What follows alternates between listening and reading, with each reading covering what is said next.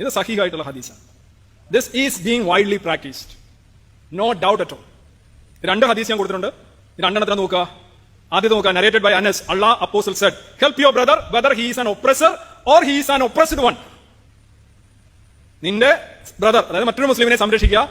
അവൻ ഒപ്രസ്ഡ് ആണ്. ഒപ്രസ്ഡ് എന്ന് പറഞ്ഞാൽ അവനെതിരെ അടിച്ചമർത്തലുണ്ടെങ്കിലും അവനാണ് അടിച്ചമർത്തുന്നതെങ്കിലും അവന്റെ കൂടെ നിൽക്കുക. തീർന്നില്ല. എല്ലാം വളരെ സാഫായിട്ട് പറഞ്ഞു. നിങ്ങൾ വിചാരിക്കുക എന്താണ് ഈ ഫേസ്ബുക്കിലൊക്കെ എന്ത് അട്രോഷ്യസ് ആയിട്ടുള്ള ഒരു കാര്യം ചെയ്ത് കഴിഞ്ഞാൽ കുറെ ആളുകൾ അതിനെ ന്യായീകരിച്ചുകൊണ്ട് വരുന്നത് എന്താണെന്ന്. ഇതാണ് കാര്യം.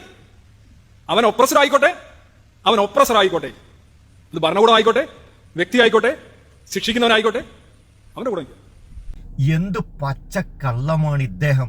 ഒരു പ്രവാചക വചനത്തിന്റെ 90% ഭാഗങ്ങളും മറച്ചുവെച്ച് ആദ്യത്തെ 2 വാക്ക് മാത്രം എടുത്ത് മുസ്ലിങ്ങൾക്കെതിരെയും പ്രവാചകനെതിരെയും വിദ്വേഷം പ്രചരിപ്പിക്കുന്നത്. ഇദ്ദേഹം തന്നെ സ്ക്രീനിൽ കാണിക്കുന്നുണ്ട് ആ പ്രവാചക വചനത്തിന്റെ ഇംഗ്ലീഷ് ട്രാൻസ്ലേഷൻ. അതിൽ പ്രവാചകൻ പറഞ്ഞു, നിങ്ങൾ നിങ്ങളുടെ സഹോദരൻ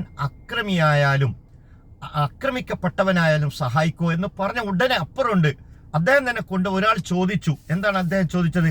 how should we help him if he's an oppressor? അവൻ അടിച്ചമർത്തുന്നവനാണെങ്കിൽ, അല്ലെങ്കിൽ അക്രമിയാണെങ്കിൽ, മർദ്ദകനാണെങ്കിൽ ഞങ്ങൾ എങ്ങനെയാണ് അവനെ സഹായിക്കുക? ദ പ്രൊഫറ്റ് സെഡ്, പ്രവാചകൻ പറഞ്ഞു, by preventing him from oppressing others. മറ്റുള്ളവരെ അടിച്ചമർത്തുന്നതിൽ നിന്നും, ആക്രമിക്കുന്നതിൽ നിന്നും, മർദ്ദിക്കുന്നതിൽ നിന്നും നിങ്ങൾ മർദ്ദകനെ തടയണം. ഇത് അദ്ദേഹം വായിച്ചില്ല. കാരണം ഇത് വായിച്ച അദ്ദേഹത്തിന് വിമർശിക്കാൻ സാധ്യമല്ല, അദ്ദേഹത്തിന് വിദ്വേഷം പ്രചരിപ്പിക്കാൻ കഴിയില്ല. ഇനി ഈ ഹദീസ് സഹീൽ ബുഖാരിയാണ് ഉദ്ധരിച്ചെന്ന് അദ്ദേഹം പറഞ്ഞു.